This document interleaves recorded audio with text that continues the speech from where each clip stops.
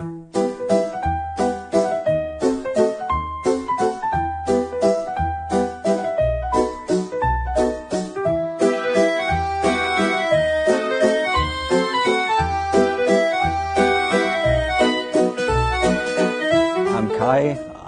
originally from Germany, but I've been living in Shanghai for 21 years now. I'm by background a PhD chemist, but why I'm here today is because I like watching birds and taking photos of birds.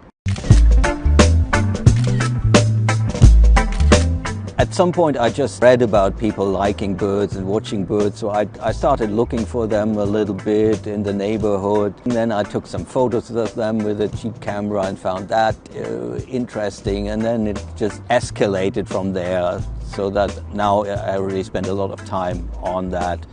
My car is a little bit embarrassing because you can see it's very dirty. The reason, because I like to go bird watching, you often take roads that are dirty, and I don't really care anymore about how the car looks. What you can see inside is there's a foldable bike inside there, because some of these places you can only get to by a bicycle. In the back there's a lot of birding stuff. Sometimes I get stuck in the mud, so I have these plastic things to get me out of the mud. I have food here, like these heat up rice things. I have spare clothes because sometimes I get wet. I have some things like strings to pull the car out of the mud if necessary. And I have some things to prepare to hide myself from birds, like some camouflage nets and stuff. I would say there are 3 places I really like in Shanghai. In winter I like to go to Chongmingdongtan. That is where you can find cranes and raptors. And another place for winter is Tianmashan.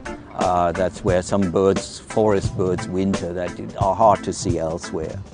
In summer, particularly during migration, Nanhui is a great place. There is this thing called the Southeast Asia Pacific Flyway, which is essentially a migration route that the birds take when they breed in the north and spend the winter in the south. And Nanhui is on the coast and it lies on this flyway, so you have a lot of species that are usually not in Shanghai but on migration just for a few days. They pass through that because it's on that flyway. That makes it very interesting.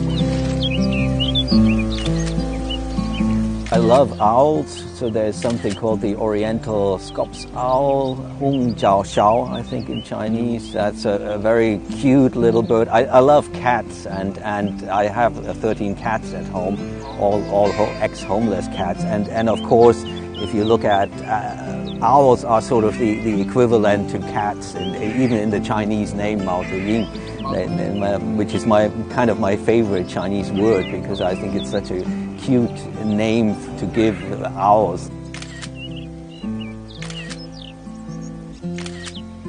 Compared to just watching birds, I think it's good because you can spend more time with the birds, you can appreciate the beauty more. And the other thing, there's something you can share with other people.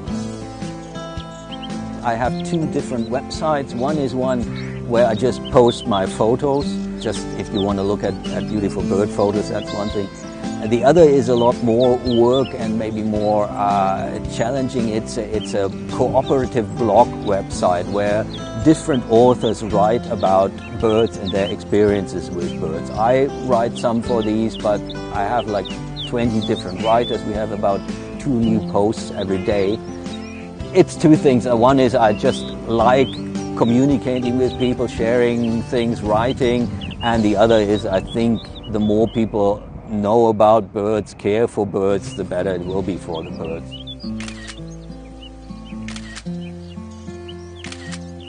To say something positive, what is good, they have this hotline when sometimes I report like there's people catching birds with a net and so on. I call them, or I ask some Chinese friend to call them, and they react very quickly.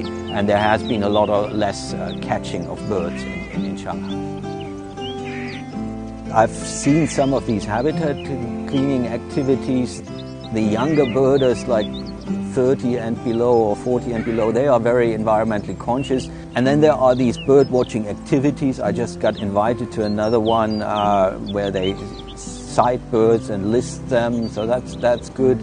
I think generally it's positive for the younger people.